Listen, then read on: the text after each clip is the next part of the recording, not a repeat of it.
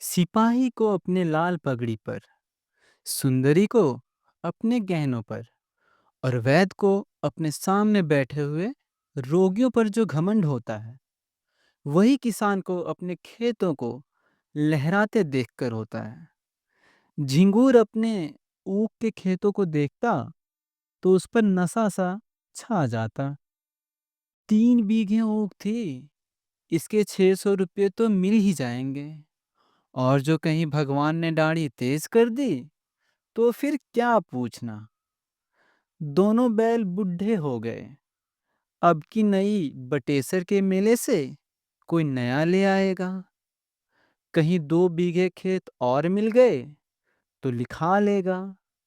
रुपये की क्या चिंता, बनिए अभी से उसकी खुशामद करने लगे थे।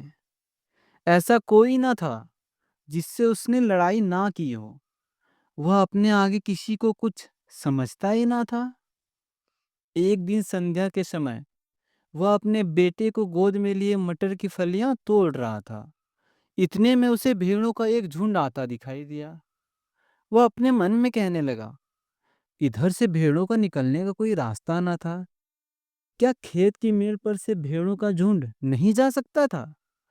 भेड़ों को इधर से लाने की क्या जरूरत? ये खेत को कुचलेंगी, चरेंगी, इसका दंड कौन देगा? मालूम होता है बुद्धू गडेरिया है। बच्चा को घमंड हो गया है, तभी तो खेतों के बीच से ले आता है। और जरा इसकी ठिठाई तो देखो। देख रहा है कि मैं खड़ा हूं, फिर भी भेड़ों को लौटाता नहीं। कौन मेरे साथ कभी इसने छूट दी है जो आज मैं इसे छोड़ दूं? अभी एक भेड़ मोल मांगूं तो 5 रुपये ही सुनाएगा। सारी दुनिया में 4 रुपये के कंबल बिकते हैं, पर ये 5 रुपया से नीचे की बात नहीं करता। इतने में भेड़ें खेत के पास आ गईं। झिंगूर ने ललकार कर कहा, अरे ये भेड़ कहाँ लिए आते हो? बुद्धू नम्र भाव से बोला, महतो डांड पर से निकल जाएंगी। घूम कर जाऊंगा तो कोस भर का चक्कर पड़ेगा। झिंगूर, तो तुम्हारा चक्कर बचाने के लिए मैं अपने खेतों को क्यों कुचलवाऊं? डांड पर से ही ले जाना है तो और के खेतों से क्यों नहीं ले जाते? क्या मुझे कोई चोर चुमार समझा है या धन का घमंड हो गया है? लौटाओ इनको। बुद्धू बोला, महतो आज निकल जाने दो, फिर कभी इधर से आऊं तो जो चाहे सजा देना। झिंगूर, कह दिया ना इन्हें लौटाओ। अगर एक भेड़ भी मेड़ पर आई तो समझ लो तुम्हारी खैर नहीं। बुद्धू, महतो अगर तुम्हारी एक बेल भी किसी भेड़ के पैरों तले आ जाए तो मुझे बैठाकर 100 गालियां देना। बुद्धू बातें तो निम्रता से कर रहा था, किंतु लौटाने में अपनी हेठ ही समझता था। उसने मन में सोचा, इसी तरह जरा जरा बातों पर भेड़ों को लौटाने लगा तो फिर मैं चरा चुका भेड़ें। आज लौट जाऊं तो कल को कहीं निकलने का रास्ता ना मिलेगा। सभी रोब जमाने लगेंगे। बुद्धू भी पोढ़ा आदमी था। 12 कोड़ी भेड़ें थी। उन्हें खेतों में बिठाने के लिए फी रात 8 आने कोड़ी मजदूरी मिलती।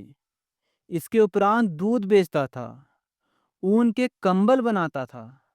सोचने लगा, इतने गर्म हो रहे हैं, मेरा कर ही क्या लेंगे? कुछ इनका गुलाम तो मैं हूं नहीं। भेड़ों ने जो हरी हरी पत्तियां देखी तो अधीर हो गईं, खेत में घुस पड़ी। बुद्धू इन्हें डंडों से मार मार कर खेत के किनारे हटाता था और वे इधर उधर से निकलकर खेत में जा पड़ती थी। झिंगूर ने आग होकर कहा, तुम मुझसे हेकड़ी जताने चले हो? तुम्हारी सारी हेकड़ी निकाल दूंगा।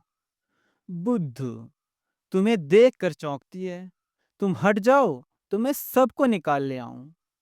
झिंगूर ने लड़के को तो गोद से उतार दिया और अपना डंडा संभाल लिया और पिल पड़ा भेड़ों पर। धोबी भी इतनी निर्दयता से अपने गधे को ना पीटता होगा। किसी भेड़ की टांग टूटी, किसी की कमर टूटी, सबने बें बें का शोर मचाना शुरू किया। बुद्धू चुपचाप खड़ा अपनी सेना का विध्वंस अपनी आंखों से देखता रहा। वह न भेड़ों को हाँकता था, न झिंगूर से कुछ कहता था, बस खड़ा तमाशा देखता रहा। 2 मिनट में झिंगूर ने इस सेना को अपने अमानवीय पराक्रम से मार भगाया। मेष दल का सहार करके जैसे विजय गर्व से बोला, अब सीधे चले जाओ, फिर इधर से आने का नाम ना लेना। बुद्धू ने आहत भेड़ों की ओर देखते हुए कहा, झिंगूर, तुमने ये अच्छा काम तो नहीं किया, पछताओगे।